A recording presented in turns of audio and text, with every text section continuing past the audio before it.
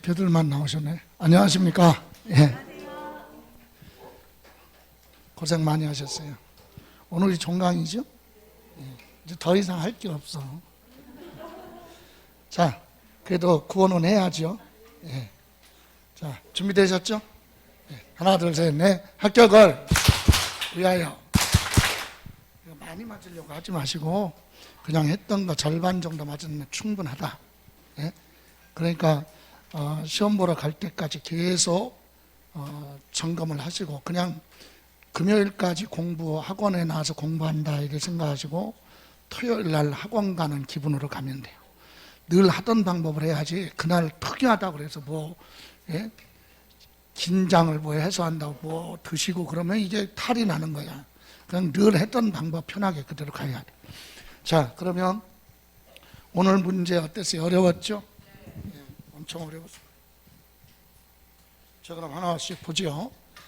자, 여기서 풀어보는 것이 여러분이 그냥 평상시에 많이 풀어보는 것보다 여러분이 고민해서 풀어보고 틀린 거 왜 틀렸나 점검하시면 돼요. 자, 갑니다.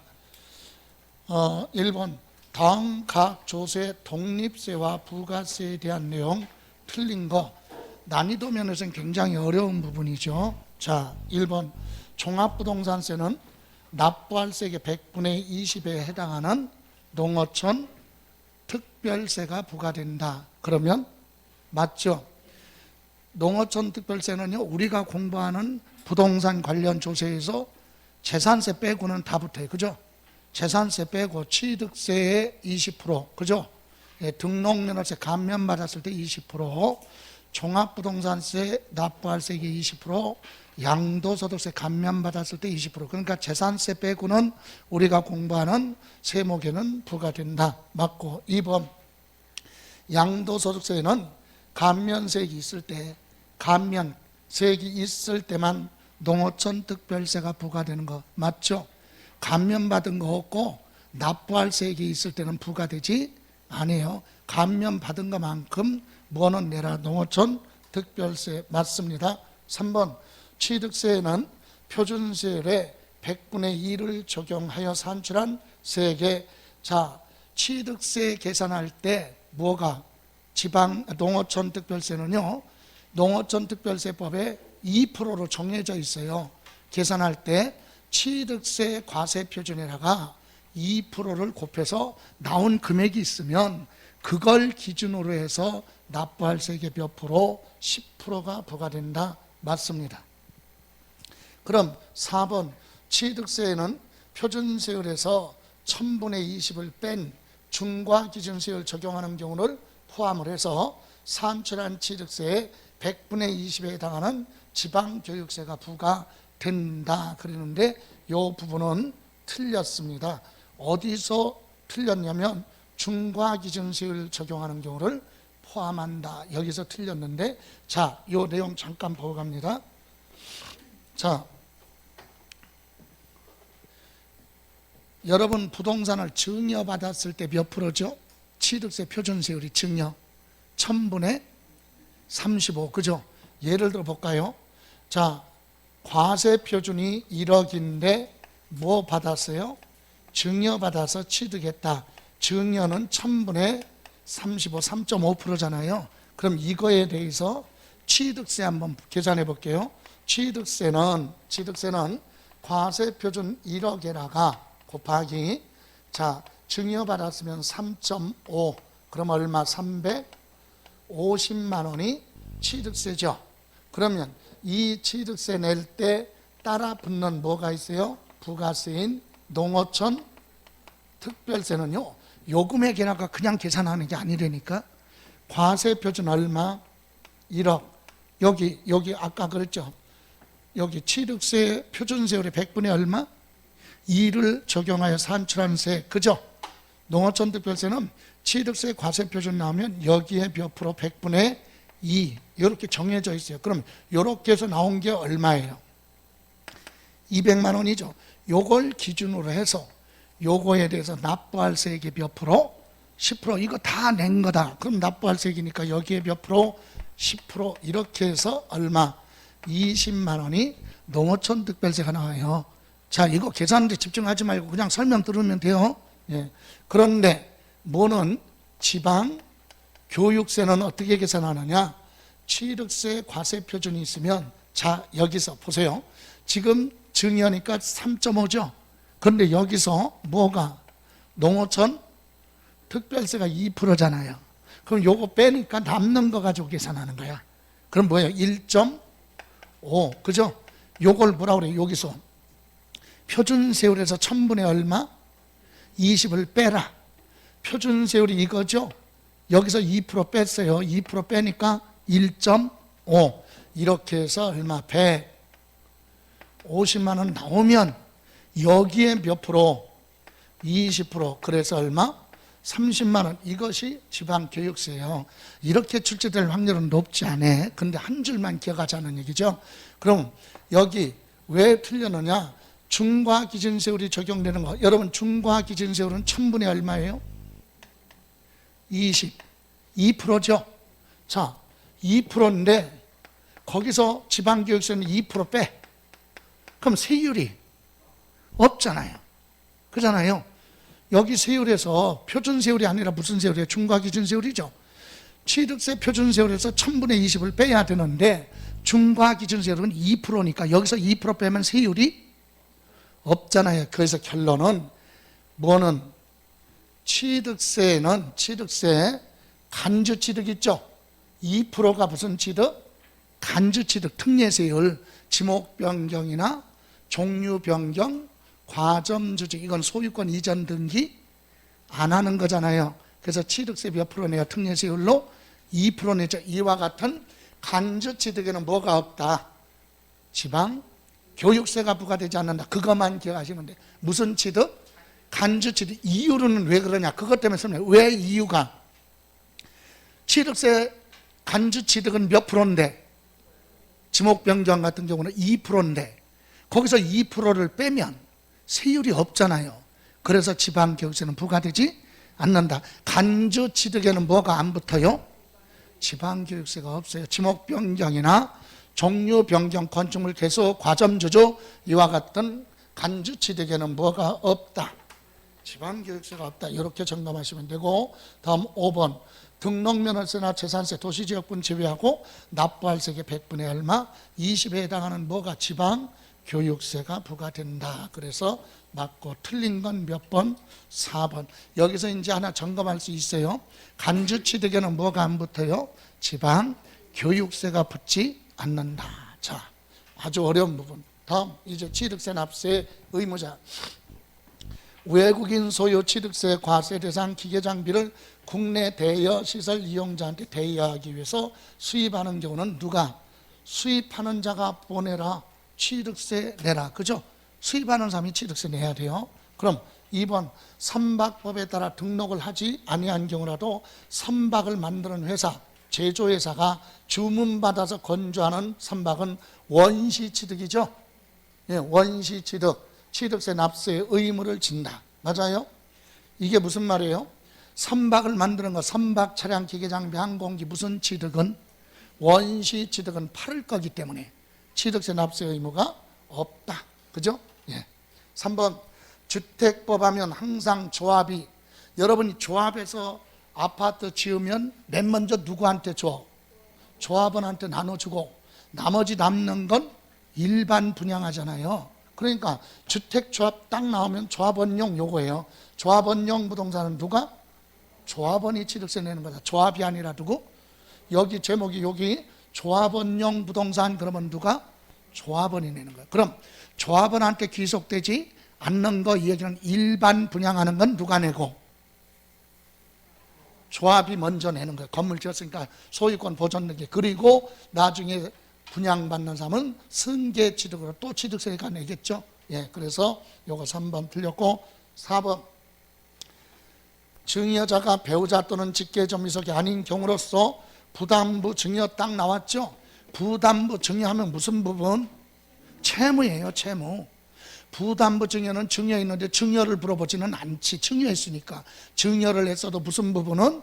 채무. 이 부분이에요. 채무 부분은 뭐다? 매매, 유상, 취득한 걸로 본다. 맞죠? 4번 지문은 양도소득세에서도 그대로 나오잖아요. 그죠? 부담부증여 채무 부분은 뭐다? 양도. 그죠? 예. 다음 5번. 권리 이전이나 등기가 필요한 부동산을 배우자 간에, 부부 간에 서로 뭐 했어요? 교환. 여러분, 부모 자식 간의 매매는 기본이 뭐냐면 증여예요, 증여. 그런데 부모 자식 간의, 부부 간의 부동산을 공매를 통해서 아니면 경매를 통해서 등기를 요하는 재산을 서로 뭐 했어요? 교환. 이런 단어가 들어가면 그건 매매로 인정이 되죠. 그죠? 그래서 요거는 취득세나 양도소득세 똑같이 나와요. 부모 자식 간의 부동산을 뭐 했어요? 교환했다. 뭘로 본다? 유상. 그죠? 무상이 아니라 뭐? 유상. 매매로 본다.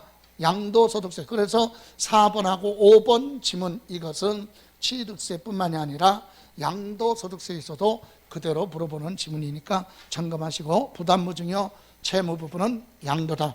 부모 자식 간의 매매는 증여, 공매, 경매, 교환 이런 단어가 있을 때만 매매 거래로 인정이 되는 거죠. 다음 3번. 지방세법의 부동산 취득세 과세 표준 사실상 취득가격을 하는 경우 포함될 수 있는 거 모두 고른 것. 다만 가로 안에 법인이 누구로부터? 국가로부터 유상 취득 그랬죠. 그러니까 취득하는 사람이 개인이 아니라 누구예요? 법인이 취득했을 때나 개인이 취득했느냐에 따라서 취득가격에 포함되는 거, 포함되지 않는 게 서로 다르죠. 참고로 개인이 부동산을 취득할 때 취득가격에 포함하지 않는 거 두 가지 있다고 그랬어요. 두 가지. 할부이자 연체료. 또 하나는 중개, 보수증권. 개인이 취득할 때는 포함하지 않습니다. 그러면 기억, 취득대금을 일시불로 지급해서 일정액을 뭐 했어요? 할인받았으면 깎았다는 얘기죠. 깎은 건 취득가격에서 빼야지. 예? 원래 할부로 분할하는 조건으로 1억에 계약을 했는데 일시불로 자금 사정이 좋아가지고 일시불로 줬더니 1,000만 원을 깎아줬어. 그럼 계약세는 얼마? 1억으로 기재되어 있지만 깎은 거 얼마? 1,000만 원은 빼야죠. 그럼 취득가격은 9천만 원이 돼야 되니까 할인받은 거 요거는 포함한다 안 한다? 안 한다. 포함하는 거 아니에요. 니은 부동산 건설 자금 그랬죠. 건설이 뭐예요? 건설이 건축, 내가 건물을 짓는 거죠. 공사 기간에 발생한 차입금에 대한 이자는 개인이든 법인이든 다 취득가격에 포함이 됩니다. 디귿, 아까 말씀드렸죠. 연체료, 할부, 이자는 법인이 취득할 때는 포함하지만 개인은 포함하지 않는다. 지금 취득자가 법인이니까 인정되고, 다음 취득대금 외에 당사자 약정에 의해서 취득자 조건부담액과 채무인수액 그랬잖아요. 채무인수액. 여러분, 부동산을 상대방한테 실제로 준 돈 말고 별도로 채무를 떠안는 조건이면 그것까지 합쳐야 취득가격이죠. 그래서 포함이 됩니다. 다음 미음, 공인중개사법에 따라 중개보수 지급한 거 개인은 포함하지 않지만 법인이니까 포함을 하고, 부가가치세는 세금 낸 거죠. 예, 취득세 계산할 때 들어가면 안 되지. 개인이든 법인이든 부가가치세는 들어가지 않습니다. 자, 이렇게 해서 취득세 과세 표준에 지금 이렇게 표시해 놓고 반대로 가는 사람이 있어. 지금 무엇 물어봤어요? 포함될 수 없는 거 물어봤어요. 몇 개야 이거? 2개. 그래서 기억하고 보여요. 비읍. 답은 몇 번? 1번. 자, 다음 4번. 지방세법상 취득세 계산할 때 중과기준세율 적용하는 경우 모두 고른 것 취득세 중과세 대상이 아니다 그랬죠. 여러분, 중과기준세율 그러면 2%죠. 2%만 한다는 얘기는 왜 2%네요? 아니, 지금 취득세는요, 매매 같은 경우는 취득세, 옛날 취득세 2%, 옛날에 등록세 합쳐서 등기까지 하니까 4% 내잖아요. 근데 지금 몇 프로만 내라? 2%만 내라. 얘기는 소유권 이전 등기 안 하는 거예요. 소유권 이전 등기 안 하니까 옛날 등록세는 빼고 옛날 취득세 2%만 내라 이거지. 그래서 중과기준세율 하면 2%. 만약에 소유권 이전 등기한다면 당연히 표준세율로 가는데 등기 안 하니까, 그죠? 소유권 이전 등기 안 하니까 취득세만 내라. 그래서 기업 개수로 인해서 면적이 보였어요. 증가. 개수가 뭐라고 그랬어요? 기존 건축물에 없었던 부대 설비 추가로 설치하는 거, 엘리베이터 설치하는 게 개수죠. 근데 엘리베이터 설치해서 건물 면적은 그대로인데 가격만 증가됐으면 간주취득이고, 면적이 증가된 건 그 부분은 새로 생겼으니까 원시취득이에요. 지금 면적이 뭐였어요? 증가했으니까 면적 증가된 건 소유권 무슨 등기 최초로 보존 등기 해야 되잖아요. 면적이 늘어났으니까 소유권 보존 등기 하니까 이건 표준세율로 가는 거지. 그래서 1000분의 얼마? 참고로 면적 증가는 원시취득이니까 1000분의 28로 가는 거지. 1000분의 28. 다음 두 번째 토지의 지목을 사실상 변경함으로 해서 가액이 뭐였어요? 증가. 내가 가지고 있던 땅의 지목을 바꾼 거지 내 토지가 다른 사람한테 소유권 이전하는 거 아니잖아요. 그러니까 취득세 2% 내라. 맞죠? 예. 3번 법인 설립하고 나서 유상증자로 주식을 취득해서 최초로 무슨 주주? 과점주주 됐다. 근데 여기서 여러분이 최초로 과점주주 됐는데 설립하면서 과점주주가 됐으면 취득세 안 내요. 근데 뭐 하고 나서? 설립하고 나서 과점주주가 된 거죠. 그건 취득세 된다. 근데 과점주주는 취득세만 내면 되는 거지, 회사 부동산을 과점주주 됐다고 해서 자기 앞으로 소유권 이전하는 거 아니잖아요. 등기 안 해. 그래서 몇 프로만 내라? 2%만 내라. 상속으로 농지 취득 그랬어요. 이렇게만 나왔네. 상속으로 농지를 뭐 했다고요? 취득. 그럼 소유권 등기해 안 해? 소유권 등기해야 되잖아. 상속받았으니까 내 앞으로 소유권 이전 등기 표준세율로 가야지. 그죠? 2% 내는 게 아니다. 상속받았으면, 농지 상속받았으면 표준세율이 1000분의 23. 그죠? 등기까지 하니까. 다음 무덤과 이의 접속. 무덤이라고 나왔잖아요. 묘지. 그건 취득세만 내. 등기 안 하니까. 그죠? 그래서 요건 맞죠. 무덤, 묘지. 묘지는요, 취득할 때 땅을 산 거잖아. 예? 땅을 샀어요. 근데 등기는 안 하니까 뭐? 등기 비과세예요. 묘지. 그래서 취득세만 내라. 몇 프로? 2%. 자, 이렇게 해서 2% 적용하는 거 모두 고른 거. 그러면 답은 몇 번? 예?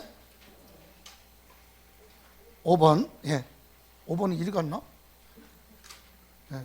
자, 다음 5번. 지방세법상 부동산 등기와 관련하여 등록면허세 과세표준 및 세율에 대한 설명 옳은 것. 1번. 자, 가압류, 저당권, 가처분, 경매 신청. 여러분 이거 전부 다 무엇 때문에 하는 거야? 돈 받으려고 하는 거잖아요. 예? 돈 받을 거 있다고 등기하는 게 저당권, 가압류, 가처분이지 경매 신청? 그러면 과세표준은 뭐예요? 부동산 가액이 아니라 뭐다? 채권 금액이지. 받을 금액. 예, 부동산 가액이 아니라 채권 금액. 다음 이게 어려운 거예요. 이거 2번. 유상거래를 원인으로 취득하는 주택에 따른 세율은 적용받는 경우에는 해당 주택 취득세율의 100분의 얼마? 50을 적용하여 산출한 금액을 거세액으로 한다. 이게 무슨 말이냐면 이거예요. 옛날에 2010년 옛날에 주택을 매매로 보였다가 취득해 놓고 등기 안 하고 있다가 지금 등기할 때는 당연히 뭐 내야 돼? 등록 면허세 내는데 세율은 어떻게 하느냐? 옛날 세율하고 지금 세율하고 틀리니까 지금 취득세 세율의 절반만 내라. 지금 취득세 세율이 6억 이하는 1%죠. 그럼 0.5. 그죠? 9억을 초과하는 건 3%인데 등록면허세 낼 때는 1.5. 그러니까 취득세 세율에 계산하라는 게 아니라 취득세 주택을 취득했을 때 세율의 절반만 뭘로? 등록면허세 내라. 맞습니다. 어려운 거예요 이거. 옛날에 주택을 취득해 놓고 등기 안 하고 있다가 지금 등기할 때는 등록면허세 내야 되는데 세율은 중간에 개정이 되고 그랬으니까 현재 취득세 세율의 100분의 얼마? 50. 6억 이하는 몇 프로? 1%인데 0.5. 그죠? 9억을 초과하는 건 3%인데 1.5만 내라. 이 얘기입니다. 다음 그러면 3번 볼까요? 상속 이외에 무상하면 뭘 얘기하는 거예요? 증여. 증여로 소유권 취득할 때는 부동산 받았으니까 소유권 무슨 등기? 이전 등기하는 거죠. 예, 무상으로 인한 소유권 취득했을 때 등록면허세 세율은 부동산 가액의 1000분의 얼마? 35. 틀렸어요. 왜? 지금 취득세가 아니라 뭐 물어보는 거야? 등록면허세잖아요. 여기서 20을 빼야지. 그러면 어떻게 돼? 1000분의 얼마? 15. 1000분의 15. 그죠? 다음 4번 원시 취득으로 소유권 취득했을 때 취득세는 1000분의 28이에요. 그런데 등록면허세는 일률적으로 부동산 가액의 1000분의 3, 그게 아니라 1000분의 얼마? 8. 1000분의 8이죠. 지금 현재 취득세가 1000분의 28이에요. 그런데 등록면허세만 옛날 거 1000분의 20 빼니까 8%. 다음 5번 임차권 말소 등기 등록면허세 세율은 여러분 말소는 지우는 거죠. 그래서 이거는 건당 부과잖아. 한 건, 두 건, 세 건, 한 건당 얼마? 6,000원씩 부과합니다. 그죠? 한 건당 얼마? 6,000원 이렇게 갑니다.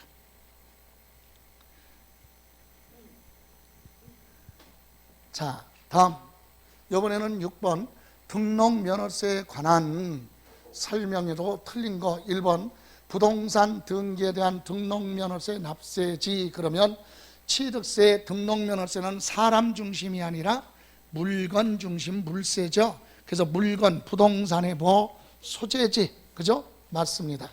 2번 등록을 하려는 자가 법정신고 기한까지 등록면허세 산출세액을 신고를 하지 아니한 경우로서 등록하기 전까지 산출세액을 납부했다면 원래 등록면허세 내려면 시청, 구청에 가서 신고서 제출을 하고 절차에 따라 납부서를 받아 가지고 은행 가서 세금 뭐하고 납부하고 영수증을 첨부해서 등기소 가서 등기하는 게 등기하면 되죠. 그런데 그 절차가 생략됐다는 얘기는 인터넷 접수 신고 납부를 얘기하는 거죠. 인터넷에 바로 접속해서 신고 절차 없이 바로 납부하고 영수증 출력 받잖아요. 그래서 그 내용이 등기 등록하기 전까지 산출세액을 납부했다면 시청, 구청에 가서 뭐 안 했어도 신고 안 했어도 절차에 따라 뭐를 한 걸로 본다? 신고한 걸로 보기 때문에 무신고 가산세나 또는 과소신고 가산세는 부과되지 않는다 그랬어요. 등록면허세 기출문제 보시면 제일 많이 물어본 지문이 이거라고 그랬죠. 신고를 안 했어도 등록하기 전까지 뭐를 했다면 납부했다면 신고하고 납부한 걸로 보겠다. 그래서 무신고 가산세 또는 뭐라 그래요? 과소신고 가산세 적용하지 않는다. 이렇게. 다음 3번 등기 담당 공무원의 착오로 인해서 오기 잘못 기재된 거 뜯어 고치는 건 비과세예요. 그리고 4번 채권 금액으로 과세할 때 일정한 채권 금액이 있으니까 당연히 채권 금액 신청서에 채권 금액이 표시가 되어 있으면 그걸 과세 표준으로 합니다. 그런데 채권 금액이 없을 때 그랬잖아요. 예, 신청서에 채권 금액 표시가 없으면 채권의 목적이 된 것, 여기 목적이 된 것을 뭘로 본다? 채권 금액으로 본다. 이 얘기는 뭐예요? 아주 간단한 거예요. 여러분 돈 빌려줘서 내가 여러분한테 5천만 원 빌려주고 만약에 만기에서 여러분이 나한테 돈 못 갚으면 여러분이 가지고 있는 자동차 내가 가져올 거야. 이렇게 물건으로 기재했단 말이야. 예? 그러니까 채권 금액이 아니라 물건이 뭐야? 자동차잖아요. 자동차의 가격을 뭘로 본다? 채권 금액으로 보겠다. 이 얘기의 그 뜻이. 그리고 여기 처분 제한 목적이 된 금액 그랬죠. 이게 뭡니까?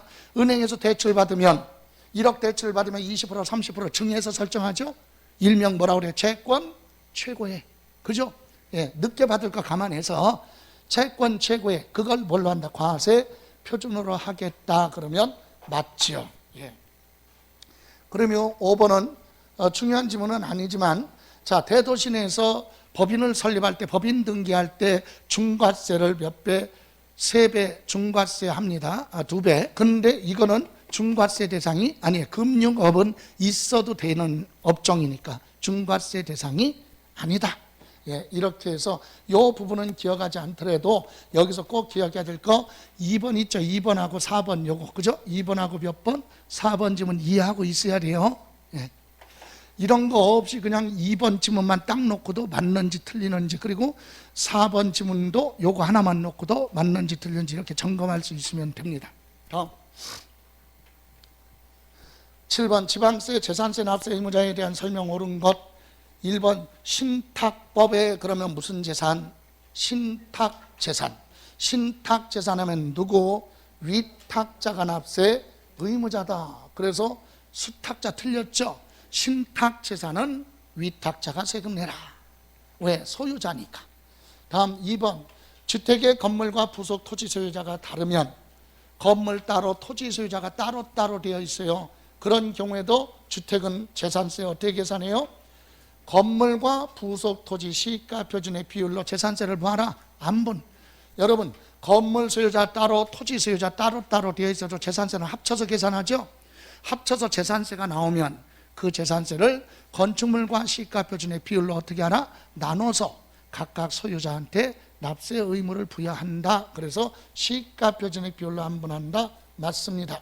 다음 3번 공부상 소유자가 소유권, 매매 등의 소유권 변동이 있는데도 불구하고 신고했으면 누구? 신고하면 사실상 소유자. 신고 안 하면 모르니까 공부상 소유자. 그런데 신고 안 했잖아요.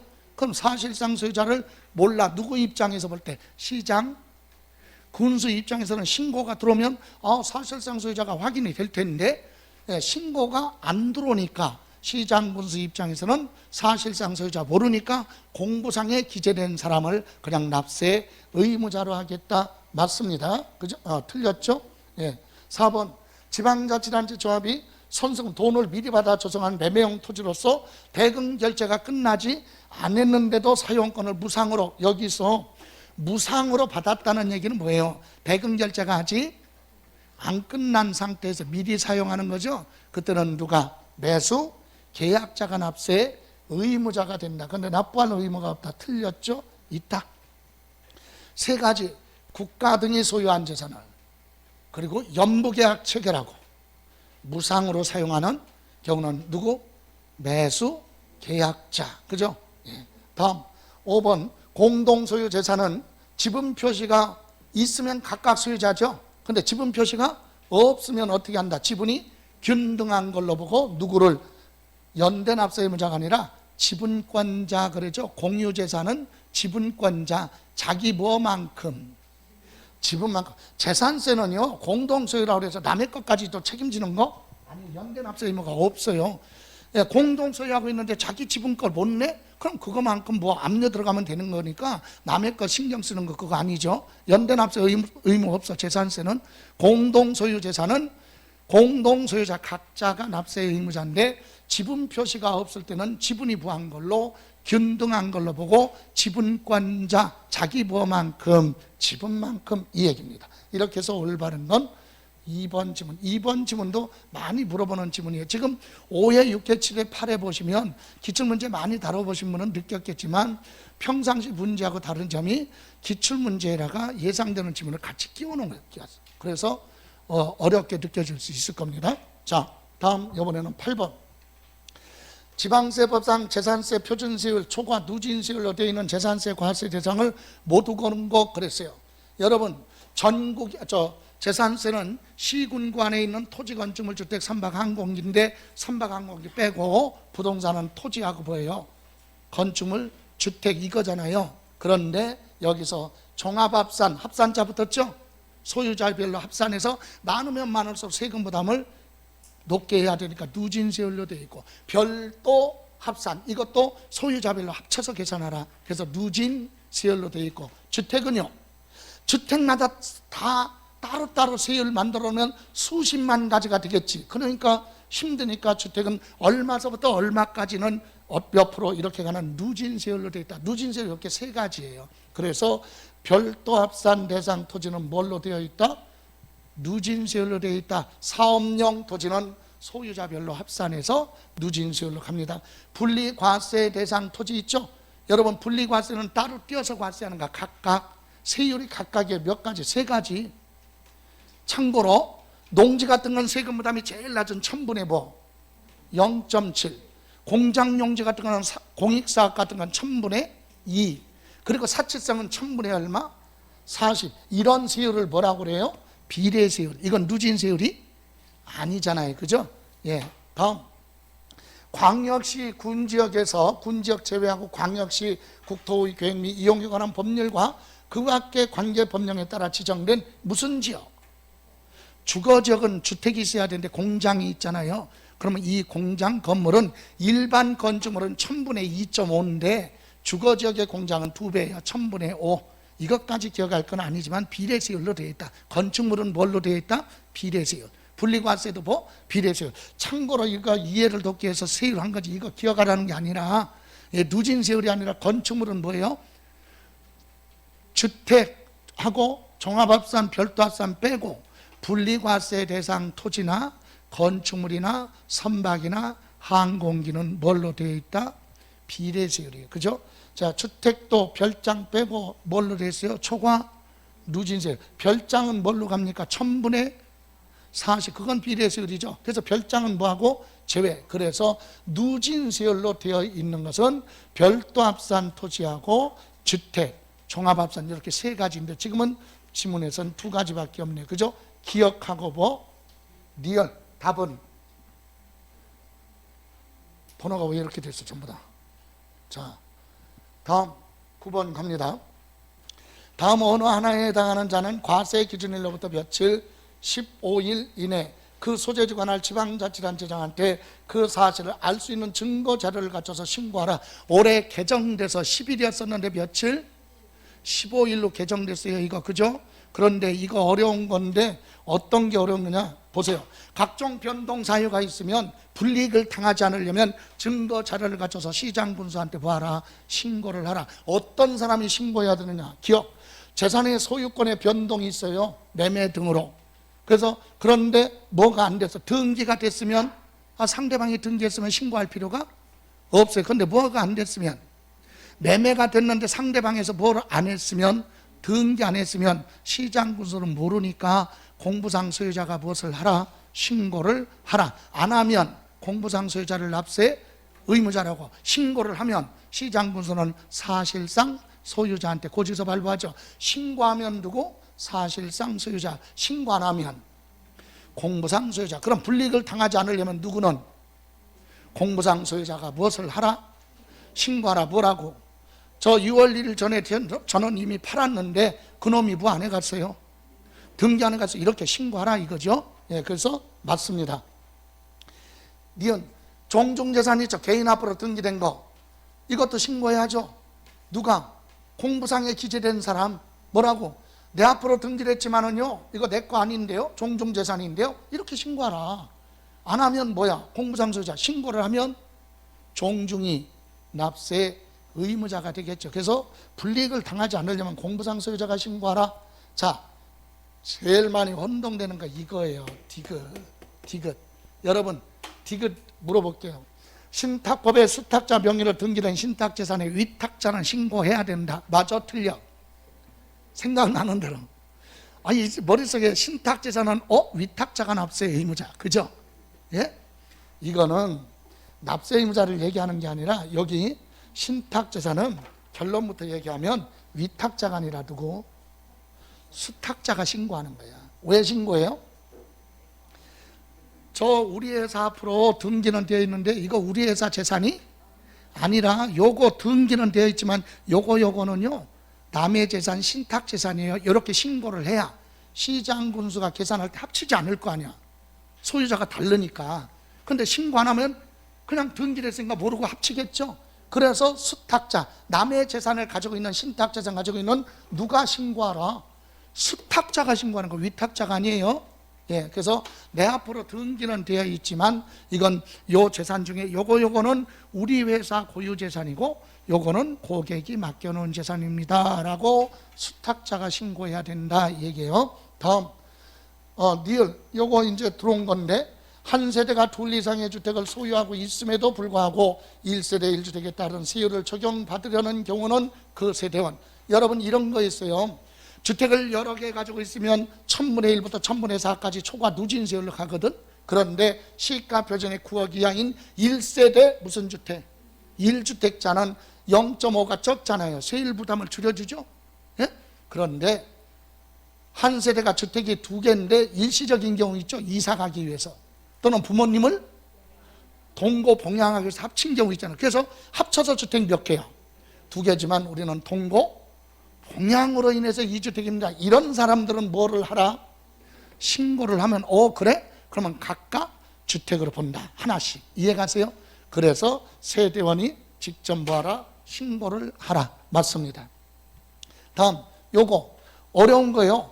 공부상에 등재된 현황과 사실상 현황이 다르거나 사실상 현황이 변경된 경우 해당 자산에 누가 공부상, 자 이게 무슨 말이냐면, 자 요거 어려운 건데 올해 개정된 거 보세요.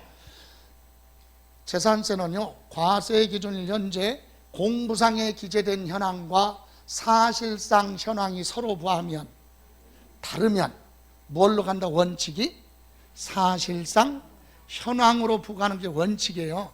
그런데 사실상 현황으로 부과하다 보니까 공부상에 기재됐을 때보다 세금 부담이 더 낮아지면 시장 분수 볼 때는 세금이 조금 들어오잖아요. 그럴 때는 인정하지 않고 그때는 누구?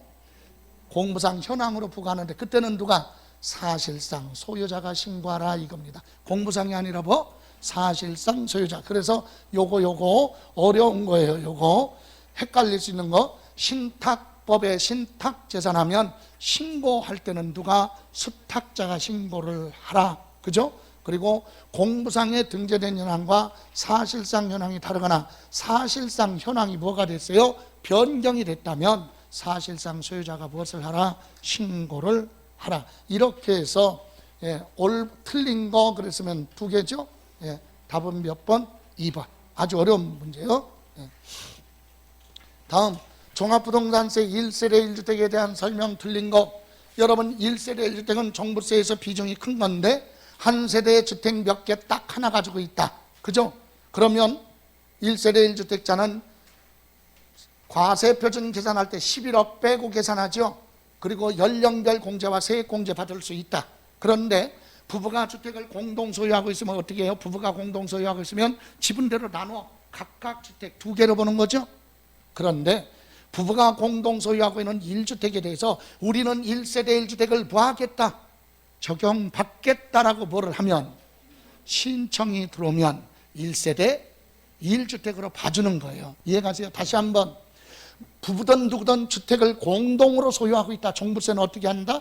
지분대로 어떻게 나눠 각각 주택으로. 이해가세요?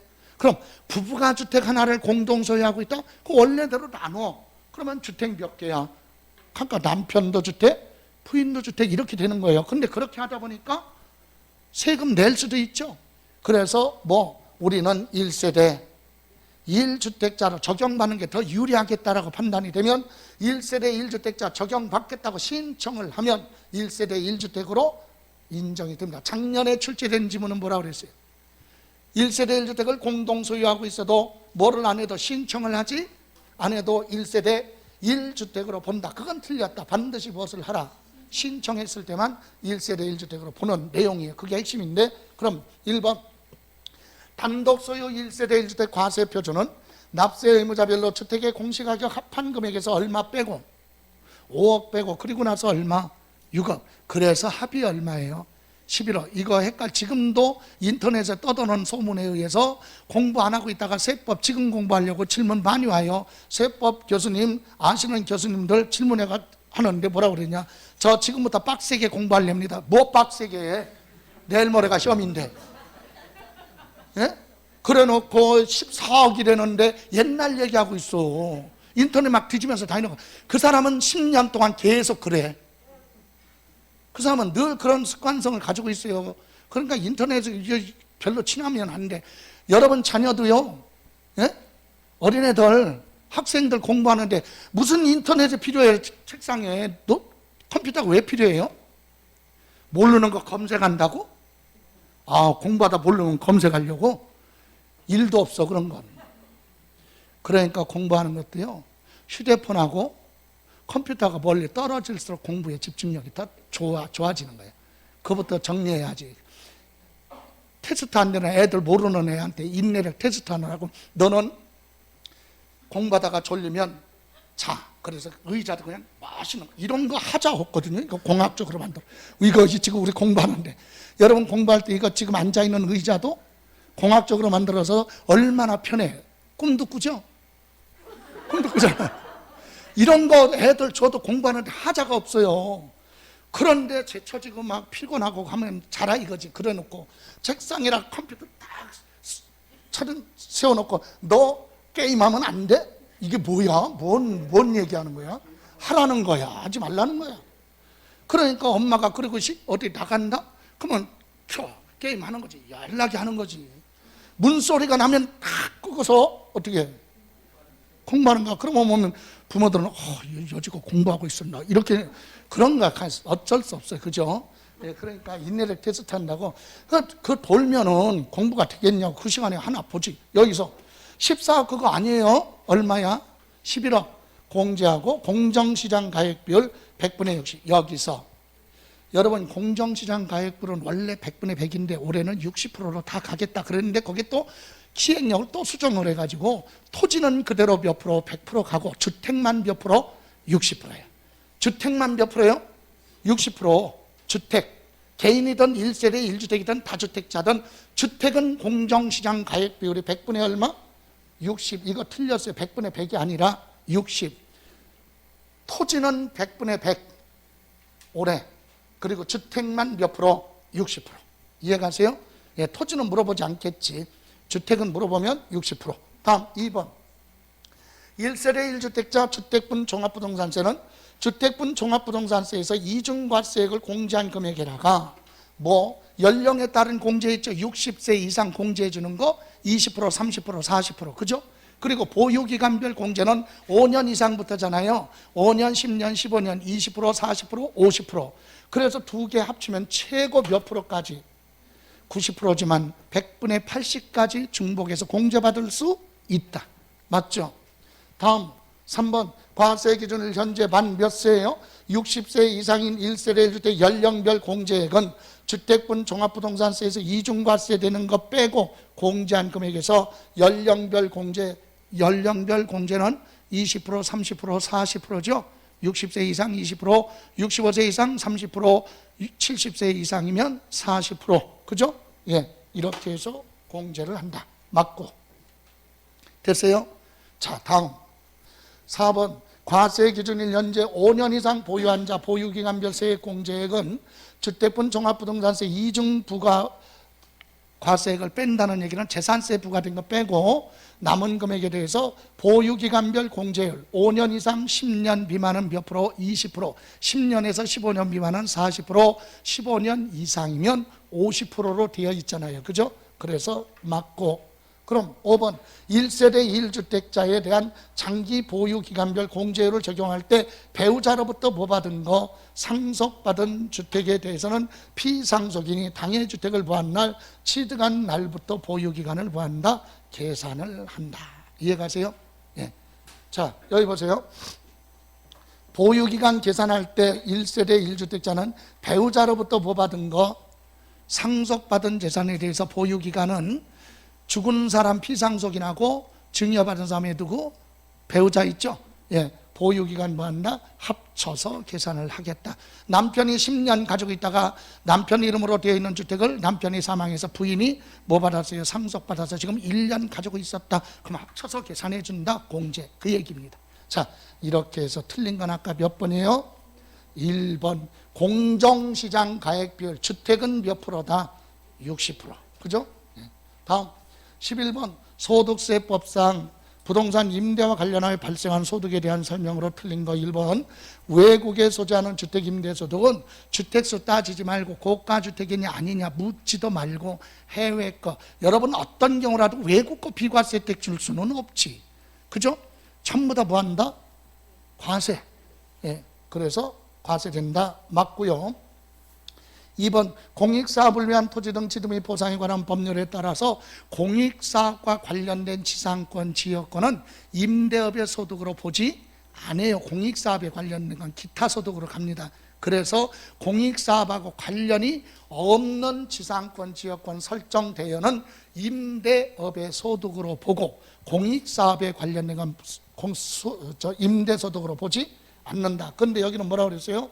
공익사업과 관련해서 지역권 대여로 발생하는 소득 그랬죠? 이건 뭐다? 임대업의 소득으로 보지 않는다. 맞죠? 지역권이나 지상권 이 두 가지. 다음 3번. 2주택 법령이 정하는 소형주택이 아닌 두 개의 주택하고 두 개의 상업용 건물을 가지고 있어요. 여러분, 임대소득은 계산할 때 상가 임대소득 별도로 계산하고 주택임대사업은 따로 계산하는 거예요. 합치는 거 아니에요. 그러면 주택 두 개 가지고 있고 상가 건물 두 개 가지고 있는 사람이 보증금 받은 거에 대해서는 간주임대로 계산을 하는데 상가는 무조건 계산해요. 상가는 일도 혜택이 없어. 상가 부동산에 대해서는 보증금 받은 거에 대해서 전세든 월세든 보증금 받은 거에 대해서 이자 계산해서 월세로 본다. 그게 간주 임대료잖아요. 임대료로 간주한다. 월세 받은 걸로 본다 보증금. 그런데 주택은 3주택 이상 소유자의 보증금 합계 3억 초과 33초과 그럴 때만 간주 임대료 계산하죠. 3주택 이상이고 보증금 합계가 3억을 부할 때만 초과할 때만 간주 임대로 계산한다. 상가는 무조건 계산하고. 그럼 여기는 주택 두 개니까 계산할 필요가 없죠. 그런데 상가는 두 개죠. 두 개든 하나든 상가 건물에 대해서만 뭐 한다고요? 건물에 대해서만 간주 임대료를 계산해서 총수익 금액에 뭐 한다? 산입한다. 맞죠? 다음 4번. 임대소득 과세되는 고가주택은 과세기간 종료일 또는 임대사업을 하다가 팔 수도 있잖아요. 그런 경우는 양도하는 날 현재 기준시가가 얼마다?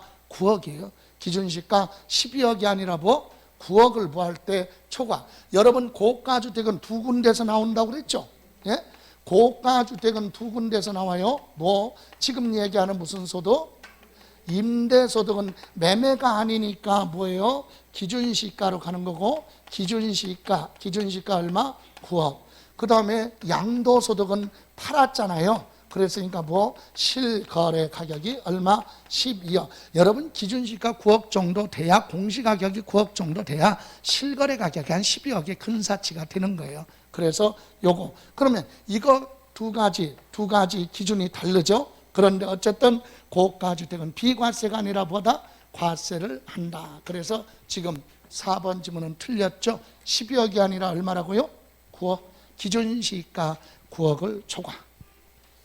다음 5번. 3주택 소유하고 받은 자가 보증금 합계가 2억인 경우 33초과라고 그랬죠?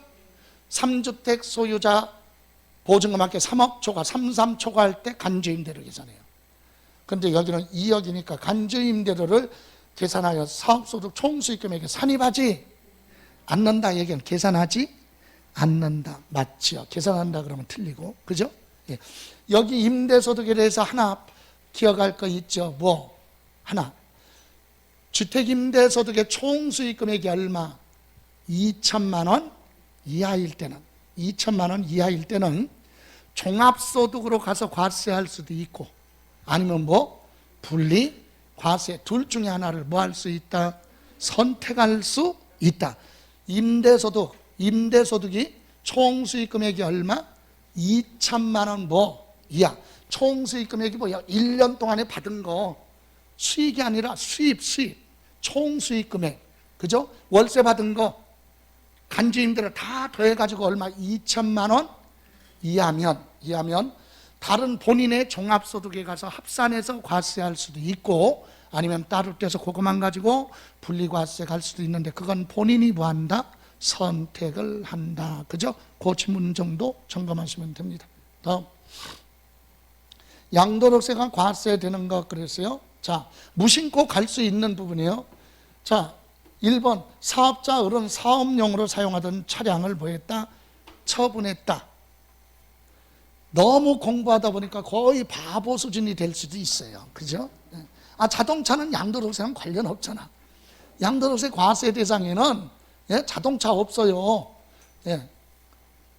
그래서 이건 과세 처분했다. 과세 대상이 아니다. 그죠? 자동차는 팔아도 양도소득세 내는 거 아니에요. 토지, 건물, 부동산에 대한 권리, 기타 자산. 그죠?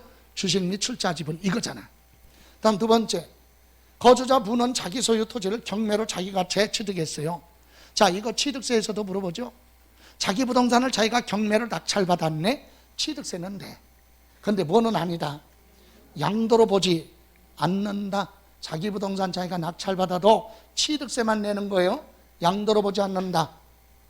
거주자분은 토지를 동생에게 증여하면서 동생이 그 토지에 대해서 담보된 병의 은행 대출 채무를 인수했다. 이게 뭐야? 증여받으면서 채무를 땄는 거. 부담부 증여. 그러면 딱 뭐가 나와? 채무. 그건 뭐다? 양도다. 양도. 답은 3번이잖아요.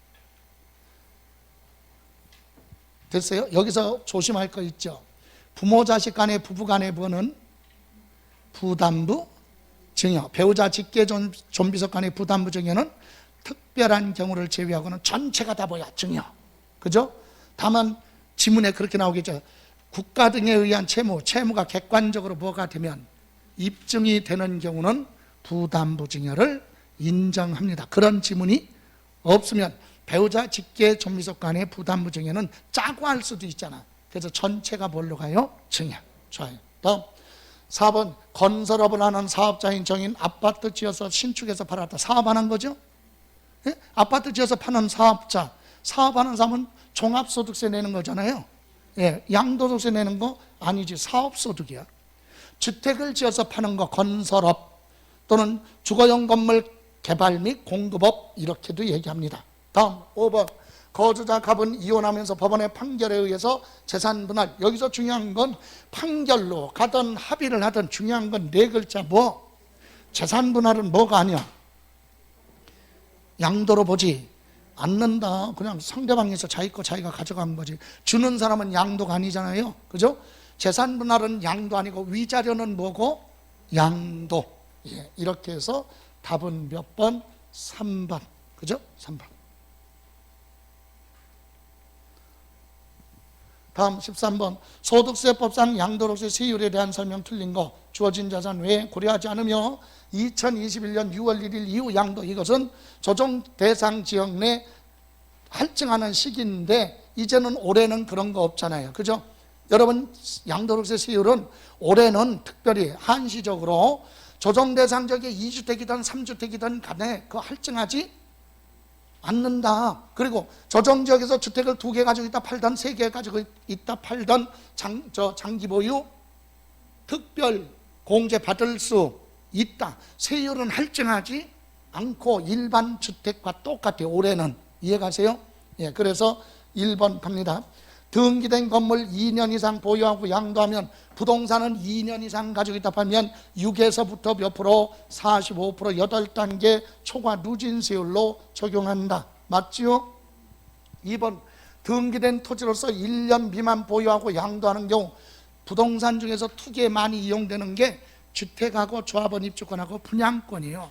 그거 빼고 나머지 상가나 토지 같은 경우는 투기에 많이 이용되지 않으니까 1년 안 됐어도 50%입니다. 50% 맞고 피상속인이 1년 7개월 보유한 등기된 건물을 상속인이 상속받아서 6개월 가지고 있다 팔았다면 여러분 양도소득세 세율 적용할 때 상속받은 재산은 누구한테 상속을 받든 다 합쳐서 계산한다. 이해가세요? 합쳐서 계산하는 거예요. 그래서 사망한 사람이 1년 7개월 가지고 있다가 사망했고 상속받은 사람이 6개월 가지고 있었으면 합쳐요. 그러니까 뭐야? 2년 채웠잖아요. 그죠? 2년 채웠으면 6에서 몇 프로? 45%로 가야 된다. 주택이든 상가든. 4번 조정대상 지역에 있는 주택을 1세대 3주택 이상에 해당하는 주택을 1세대 3주택이든 2주택이든 조정지역에 있는 주택은 한시적이에요. 5월 10일 날짜가 나와야 되겠죠. 5월 10일부터 이 날짜 5월 내년 그거 생각하지 말고 5월 며칠 10일 이후에 양도하는 경우는 기본세율 6에서 몇 프로? 45%를 뭐한다? 적용한다. 몇 년 보유했으니까 요거 2년 보유했으니까 일반 지역하고 똑같아요. 그냥 할증하지 않으니까. 만약에 여기서 1년 안 됐다 그러면 뭐 70%, 1년 채웠으면 60% 이렇게 가겠죠. 2년이니까 6에서 몇 프로? 45%. 5번. 그래서 맞고 5번 주택 분양권 2년 이상 보유하고 양도한다. 분양권만큼은요 1년 이상 가지고 있다. 2년이든 3년이든 분양권 자체를 판다는 얘기는 처음부터 입주할 의사가 없었다. 투기. 그래서 몇 프로? 60%. 맞죠? 분양권은 1년 안 되면 70%, 1년 채우면 2년이든 3년이든 그냥 분양권은 70%, 60% 이렇게 두 가지밖에 없습니다. 다음 14번. 소득세법상 거주자 갑이 국내 소재 토지를 갑의 사촌형인 거주자 을에게 양도를 한다고 가정하라. 여러분, 부모 자식 간에, 부부 간에 증여받고 몇 년 안에 팔면, 5년 안에 팔면 증여재산 이월과세라고 하죠. 근데 얘는 사촌 형제니까, 예? 배우자도 아니고 직계 존비속도 아니에요. 그냥 친인척이야. 특수 관계 있는 사람한테 뭐를 했고 증여받아서 몇 년 안에, 5년 안에 양도하는 것은 증여자가 팔은 걸로 보고 계산을 하되 증여재산 이월과세하고는 틀려요. 이해가세요? 자, 그럼 다시 한번 여기 볼까요?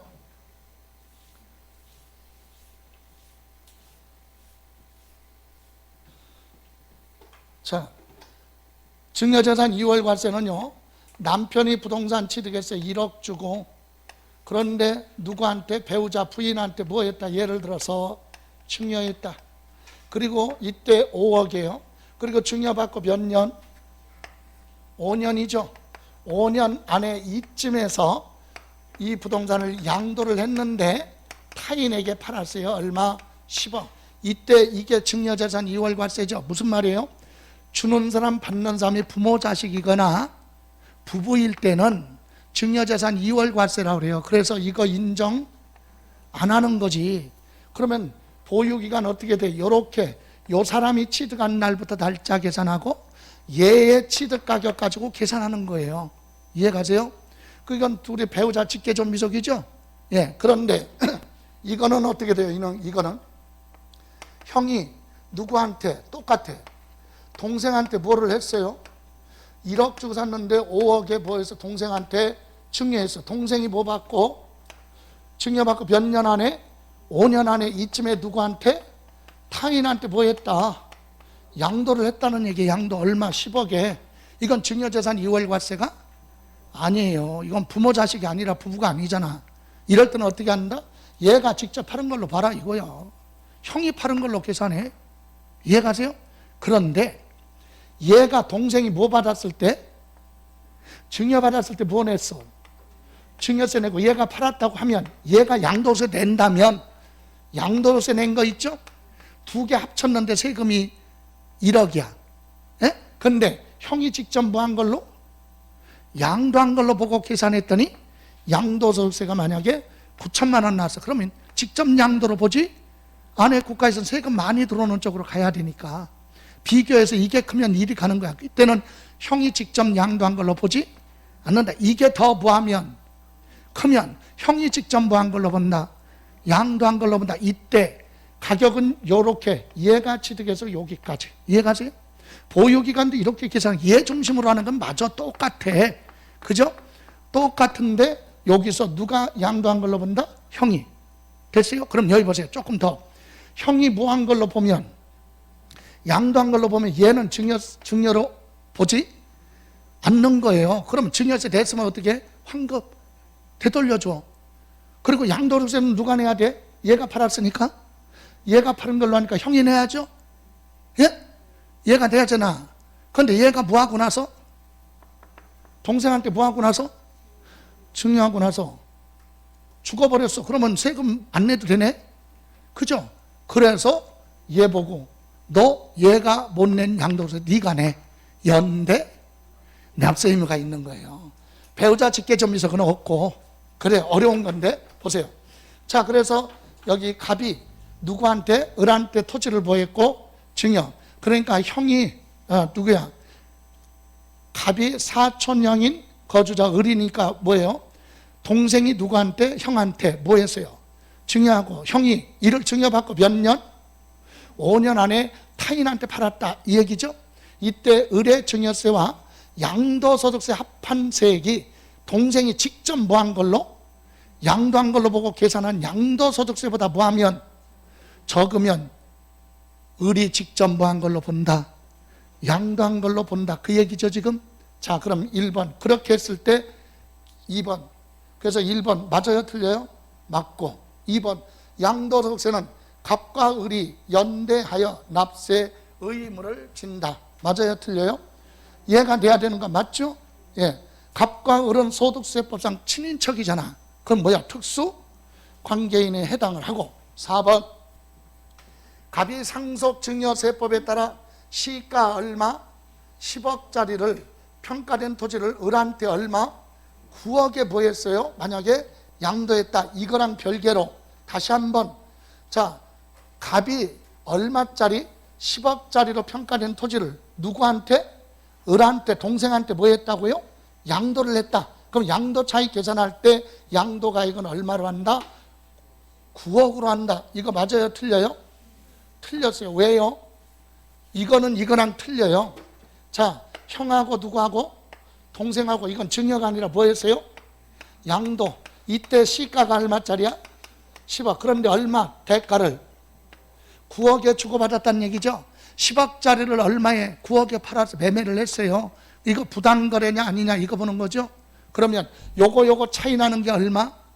1억. 이 차액이 시가의 몇 프로? 5% 이상 차이 나거나 아니면 차액이 얼마? 3억 이상. 그럼 여기는 1억밖에 차이가 안 났으니까 여기에는 해당되지 않지만 시가가 얼마예요? 10억에 5%면 5천만 원이잖아요. 1억이니까 5천만 원 이상 차이 나죠. 그럼 여기에 해당되네. 둘 중에 하나 해당이 되면 무슨 거래다? 부당한 거래예요. 그 거래, 이 거래는 인정 안 하고, 얘들은 지금 9억에 팔았다고 신고했을 거 아니야. 인정 안 하고 뭘로 계산한다? 시가로 계산한다. 시가가 얼마인데? 10억. 그죠? 그래서 9억으로 하는 게 아니라 양도가액을 얼마? 10억으로 하라. 시가 인정 안 하니까. 그죠? 친인척 간의 매매 거래, 매매 사고 파는데 시가에 5% 이상 차이 나거나 차액이 3억 이상 차이 나면 그건 부당거래니까 거래한 거 인정하지 않고 시가로 계산한다. 5번 해당 토지 미등기된 변령이 정하는 미등기 양도 자산이 아니라면 몇 프로? 70%.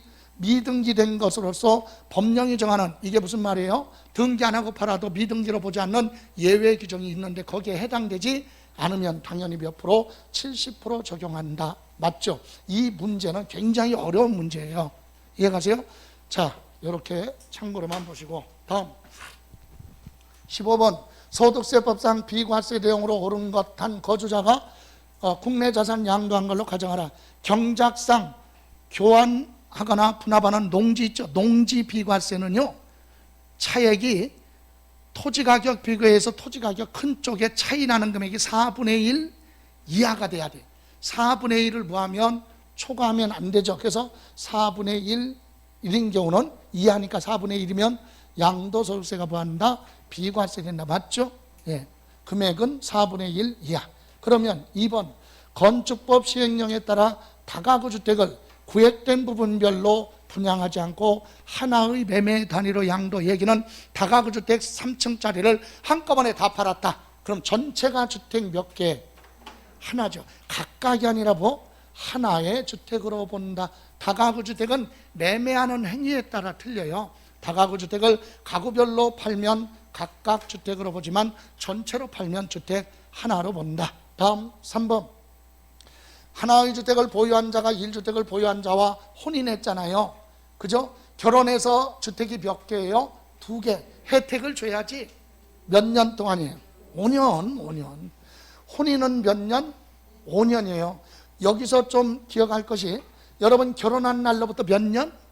5년 동안은 종합부동산세 계산할 때 각각 세대로 봐줘. 혜택을 줘요. 그리고 몇 년 안에 팔면, 5년 안에 팔면 양도소득세에서도 뭐 받을 수 있다? 비과세 받을 수 있다. 종부세하고 뭐 양도소득세.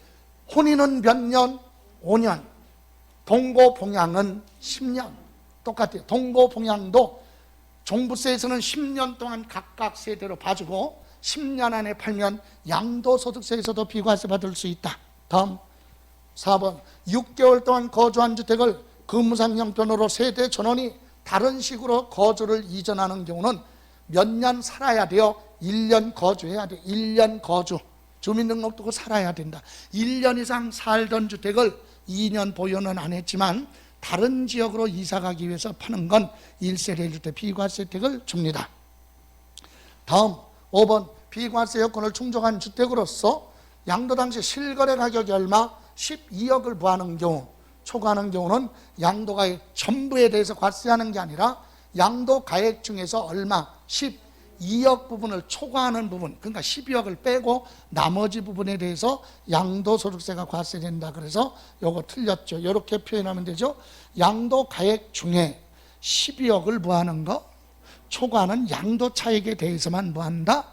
과세를 하는 거지 다 과세하는 게 아니다. 그죠? 예, 양도 가격이 15억이면 15억 중에서 12억을 초과하는 무슨 차익? 양도 차익에 대해서만 과세를 하겠다 이겁니다. 이렇게 해서 올바른 건 1번. 자, 하나 더 보죠.